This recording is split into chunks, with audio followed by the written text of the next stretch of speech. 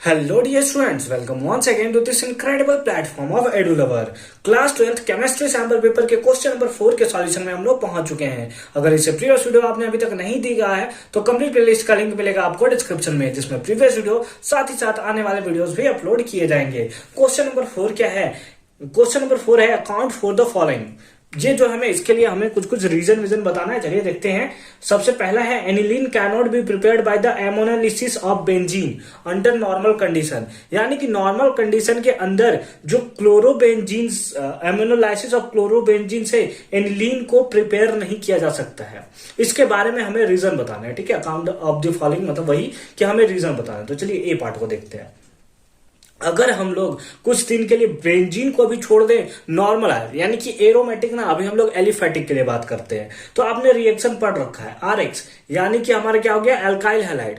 अगर alkyl halide का reaction अगर आप एमोनिया के साथ करते हैं, NH3 के साथ रिएक्शन करते हैं, तो यहां पर हमारा क्या फॉर्मेशन होगा, दैट इज आर, और यहां पर हमारा बन जाएगा NH2। ठीक है, और अगर हम लोग इसका बना दे फॉर्मेशन, दैट इज ये प्लस है ना, प्लस आयन का फॉर्मेशन करेगा। ठीक है, अच्छी बात है। तो यहां से हम लोग का क्या बन जाता है, यहां से हम लोग का अगेन बन जाएगा NH2, जो कि हमारा क्या होगा, ये हो गया हमारा प्राइमरी अमाइन। क्या हो गया, प्राइमरी अमाइन। इसी टाइप से जब इन लोग आपस में रिएक्शन करता है तो क्या क्या फॉर्मेशन करता है, दैट इज प्राइमरी अमाइन। ठीक है, और ये रिएक्शन तब तक खत्म नहीं होता जब तक सारा हाइड्रोजन ना खत्म हो जाए। यानी कि प्राइमरी अमाइन भी बनाएगा, सेकेंडरी अमाइन भी बनाएगा, ये टर्शियरी अमाइन भी बनाता है, और ये क्वाटरनरी साल्ट भी बनाता है। ठीक है, एक सेकेंड, यह क्या करता है, क्वाटरनरी सॉल्ट का भी फॉर्मेशन करता है। तो ये तो हमारा रहा किसके बारे में, ये तो हमारा रहा एलिफैटिक के बारे में। लेकिन हमसे पूछा है क्लोरोबेंजीन के बारे में कि क्लोरोबेंजीन के एमोनोलाइसिस से एनिलीन को नहीं प्रिपेयर्ड किया जा सकता नॉर्मल कंडीशन के अंदर। इसका रीजन बताइए। तो अगर हम लोग यहाँ पे बना ले एनिलीन, ठीक है, यहाँ पे अगर हम लोग एनिलीन बना लेते हैं, ये हमारा हो गया, ये हो गया हमारा क्या, सॉरी क्लोरोबेंजीन ना, हाँ, ये हो गया हमारा क्या, क्लोरोबेंजीन। ठीक है, यानी हमसे पूछ रहा है क्लोरोबेंजीन का जब एमोनोलाइसिस कराया जाता है, यानी कि इसका अगर NH3 के साथ रिएक्शन कराया जाता है, तो यहाँ पे जो इस टाइप का है फॉर्मेशन, ये हमारा यानी कि एनिलीन का फॉर्मेशन है, वो नहीं हो सकता है। इसका हमें रीजन बताना है। तो उसका रीजन आप यहाँ पे देखो तो सिंपल सा आपको रीजन देखने को मिल रहा है। क्या रीजन देखने को मिल रहा है कि अगर आप क्लोरीन को देखो, क्लोरोबेंजीन को देखो, तो यहां पर इसके पास क्या है, 3 लोन पेयर है। तो ये क्या कर देता है ना कि जब क्लोरोबेंजीन आ जाता है, क्लोरोबेंजीन के बारे में आ जाता है, तो यहां से ये अपने इलेक्ट्रॉन को शेयर कर देता है, यहां से डबल बॉन्ड हो जाता है, और फिर से एक सेकेंड, इसको हम लोग थोड़ा इधर से बना लेते हैं। ठीक है, यहां यहां और यहां वाला इलेक्ट्रॉन जो होता है वो इधर शेयर हो जाता है, यानी कि ये क्या हो जाता है, रेजोनेटिंग स्टेबलाइज हो जाता है। ठीक है, रेजोनेटिंग स्टेबलाइज हो जाएगा। तो कुछ इस टाइप का हमें स्ट्रक्चर देखने को मिलेगा यहाँ पे, ये ठीक है, ये यहां पे आ जाएगा नेगेटिव चार्ज, यहां पे हो जाएगा डबल बॉन्ड Cl, और यहां पर हमारा बॉन्ड बरकरार रहेगा।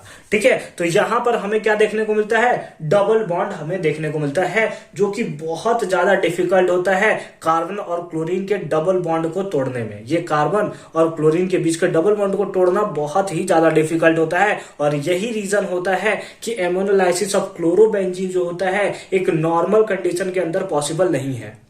ठीक है, क्या है, नॉर्मल कंडीशन के अंदर पॉसिबल नहीं है। तो इसको लिख सकते हैं, it is difficult to break, it is difficult to break double bond between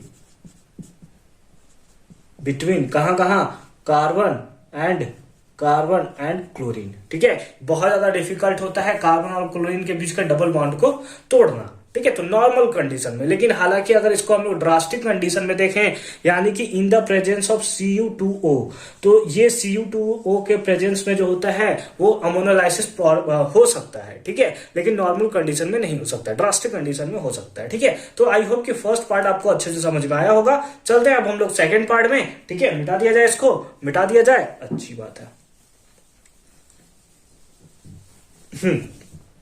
I hope कि आपने नोट कर लिया होगा। सेकेंड पार्ट में क्या दिया हुआ है हमें कि N ethyl ethanamide boils at इतना एंड ब्यूटेनामाइड बॉयल्स एट इतना, अल्टा बोथ आर आइसोमेरिक, यानी कि ये भी, ये और ये दोनों का दोनों जो है वो आइसोमेरिक है नेचर में। ठीक है, तो सबसे पहले फोटो बना लेते हैं, इसको बनाते हैं एन इथाइल और फिर ये इथेनामाइन यानी कि C2H5H। ठीक है, ये हो गया आपका एन इथाइल इथेनामाइन। ठीक है, ये इसका बॉइलिंग पॉइंट हमें दिया है, बॉइलिंग पॉइंट कितना दिया है, दैट इज 329.3 केल्विन, इतना हमें इसका बॉइलिंग पॉइंट दिया है। साथ ही साथ ब्यूटेनामाइन दिया हुआ है, ब्यूटेनामाइन कितना होगा, सॉरी H10 होता है ना, H9, और फिर आपका कितना हो गया NH2, है ना। NH2 को ऐसे बना देते हैं ताकि आपको देखने में आसानी हो और समझने में भी आसानी हो, इसको ऐसे बना देते हैं। ठीक है, ये आपका क्या हो गया, ये आपका हो गया ब्यूटेनामाइन। ठीक है, अच्छी बात है। इसका बॉइलिंग पॉइंट दिया हुआ है, कितना दिया हुआ है, दैट इज 350.8 केल्विन, 350.8 केल्विन। अब क्वेश्चन फिर से पढ़ते हैं। इसका ये जो है इसका बॉइलिंग पॉइंट इतना है और इसका बॉइलिंग पॉइंट इतना है, जबकि दोनों जो है वो आइसोमेरिक है नेचर में, आइसोमेरिक है नेचर में। तो अगर आप यहां पे अच्छे से देखो तो यहां इसके पास कितना हाइड्रोजन बॉन्डिंग है, एक हाइड्रोजन बॉन्डिंग है, और इसके पास देखो तो दो हाइड्रोजन बॉन्डिंग है। और आपको पता है कि हाइड्रोजन बॉन्डिंग जो होता है वो स्ट्रॉन्गेस्ट बॉन्ड होता है ना, स्ट्रॉन्गेस्ट बॉन्ड होता है। यही रीजन है क्योंकि इसके पास दो हाइड्रोजन बॉन्ड है तो इसके बॉन्ड को तोड़ना बहुत ज्यादा मुश्किल होता है कंपेयर टू दिस, है ना। यानी कि इसके कंपेयर में, क्योंकि यहाँ दो हाइड्रोजन बॉन्ड है इसीलिए इसको तोड़ना मुश्किल होता है, और यही रीजन है कि इसका जो हम लोग का देखने को मिलता है बॉइलिंग पॉइंट वो भी हमें हाई देखने को मिलता है। ठीक है, तो इसको हम लोग सिंपली लिखेंगे due to double hydrogen bonding, due to two hydrogen bonding या फिर double hydrogen bonding, due to double hydrogen bonding, है ना। दो हाइड्रोजन बॉन्डिंग के कारण हमारा क्या होता है कि इसका जो बॉइलिंग पॉइंट होता है वो ज्यादा होता है कंपेयर टू दिस। ठीक है, समझ में आ गया, कितना सिंपल सा था। बी पार्ट जो था वो बहुत ही ज्यादा सिंपल वाला पार्ट हमें देखने को मिलता है। थर्ड पार्ट में चला जाए, मिटा दे इसको, मिटा दे, अच्छी बात है। थर्ड पार्ट पे चलते हैं। ठीक है, थर्ड पार्ट में चलते हैं। सी पार्ट में क्या दिया है, acylation of aniline is carried out in the presence of pyridine, यानी कि एसाइलेशन ऑफ एनिलीन जो होता है वो पिरिडीन के ही प्रेजेंस में होता है, ऐसा रीजन हमें बताना है। तो एनिलीन क्या होता है, एनिलीन, चलिए इसका फोटो पहले बना लेते हैं, इसका रिएक्शन लिख लेते हैं तो ज्यादा अच्छे से हम लोग को समझ में आएगा। तो ये आपका हो गया क्या, ये हो गया आपका एनिलीन NH2। ठीक है, ये आपका एनिलीन हो गया। ठीक है, अब एनिलीन जो है वो एसाइलेशन करना है। एसाइलेशन का मतलब क्या होता है कि इसका रिएक्शन जो है वो CH3COCl के साथ करा देना है। ठीक है, और ये बोल रहा है कि in the presence of pyridine, तो एक सेकंड यहां पे लिख लेते हैं पिरिडीन। क्यों लिख रहे हैं बस थोड़ी देर में समझते हैं हम लोग। जब ये पिरिडीन के साथ रिएक्शन करता है तो पिरिडीन आपको पता होगा कि ये जो होता है ना स्ट्रॉन्ग बेस होता है, स्ट्रॉन्गेस्ट बेस होता है ना, स्ट्रॉन्गेस्ट बेस होता है। और स्ट्रॉन्गेस्ट बेस होने के कारण ये क्या करता है कि इसको ना हिला कर रख देता है और इसको भी हिला कर रख देता है, यानी कि इसके H बॉन्ड को और इसके Cl बॉन्ड को ब्रेक करना शुरू कर देता है। ठीक है, और इसके H बॉन्ड, यानी कि अगर इसको हम लोग सिंपल फॉर्म में बनाना चाहें तो ऐसे बना सकते हैं, इधर H और इधर भी H, तो इधर के H बॉन्ड को और यहां से लगा हुआ Cl बॉन्ड को ये तोड़ना शुरू कर देता है और इधर साइड प्रोडक्ट में HCl का फॉर्मेशन कर देता है। साथ ही साथ ये ग्रुप जो होता है इसके जाकर अटैच्ड हो जाता है।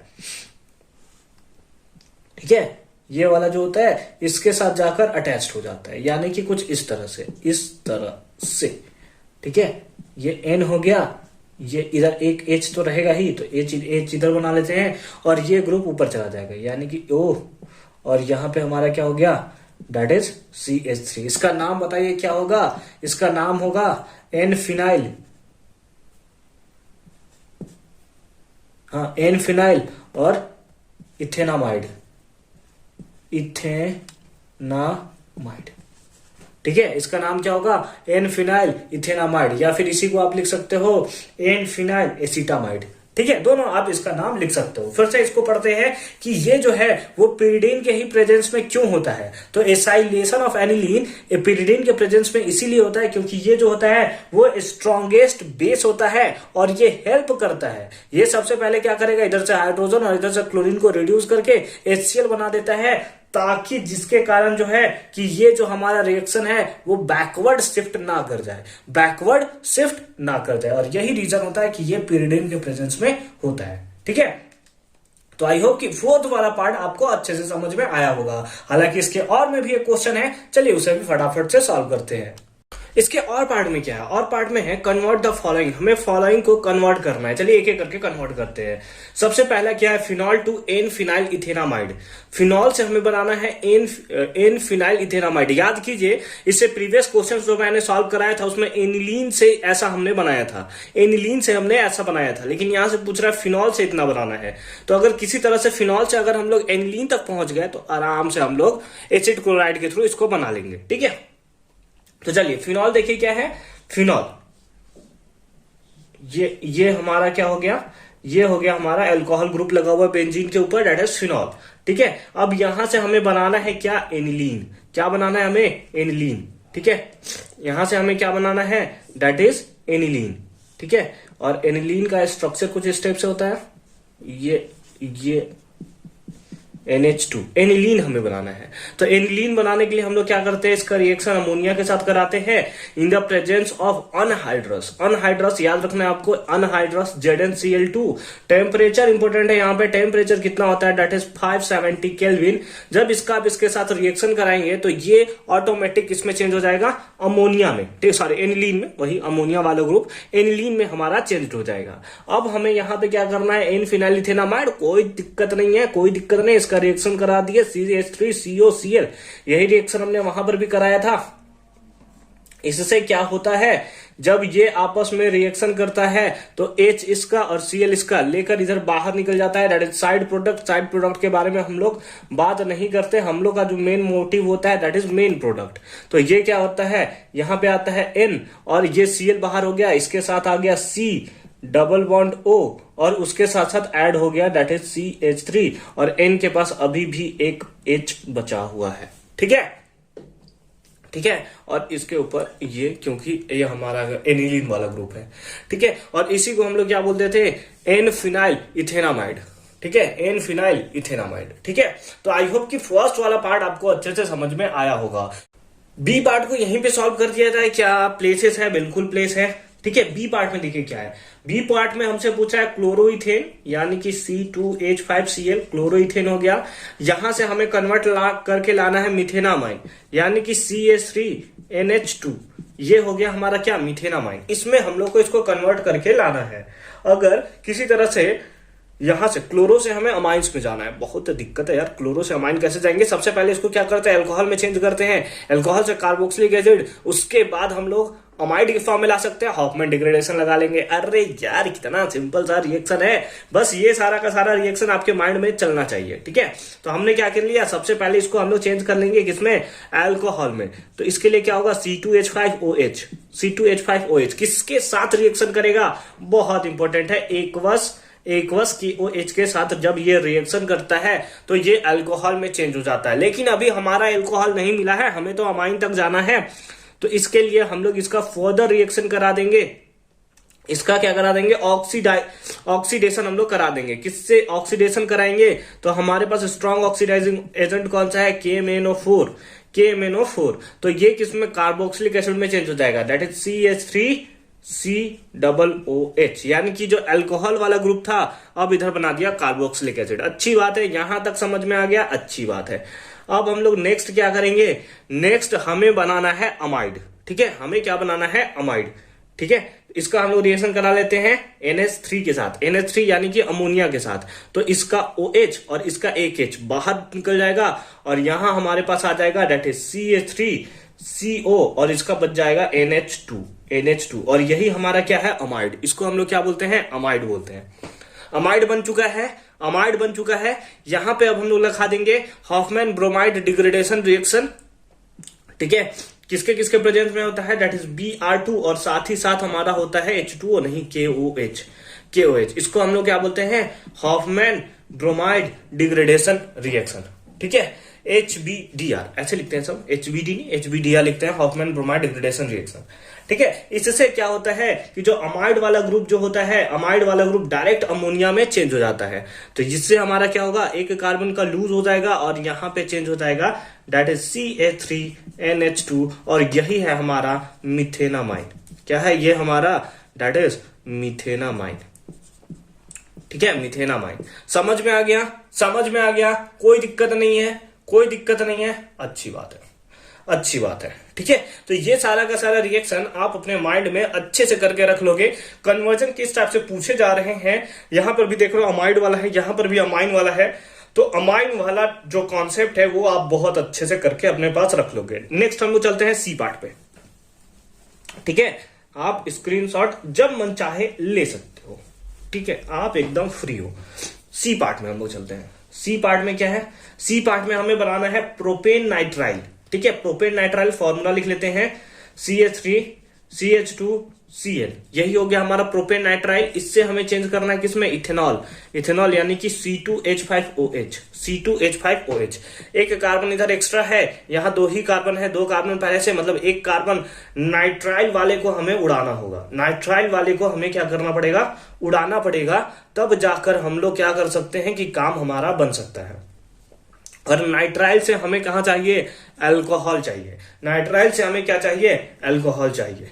एक बार हम लोग क्या करते हैं, क्योंकि इससे याद कीजिए कि हमने नाइट्राइल को किसी तरह से अगर हम लोग अमाइड में चेंज कर लेंगे, फिर से अगर नाइट्राइल को किसी तरह से अगर हम लोग अमाइड में चेंज करेंगे, फिर HBDR यानी कि हॉफमैन ब्रोमाइड डिग्रेडेशन रिएक्शन से उसे हम लोग किसमें चेंज कर सकते हैं, अमोनिया के फॉर्म में चेंज कर सकते हैं, अमोनिया के फॉर्म में चेंज कर सकते हैं, और फिर वहां से अल्कोहल बनाना और सिंपल होगा यार। अल्कोहल बनाना और भी सिंपल होगा, ओल चाहिए ना, अल्कोहल बनाना और सिंपल होगा। चलिए, हमारा पूरा प्री प्लान तैयार हो चुका है कि इसको सबसे पहले हमें चेंज करना है किसमें, हमें अमाइड में चेंज करना है। यानी कि हम लोग किसके बारे में बात करें, CH3CH2CONH2।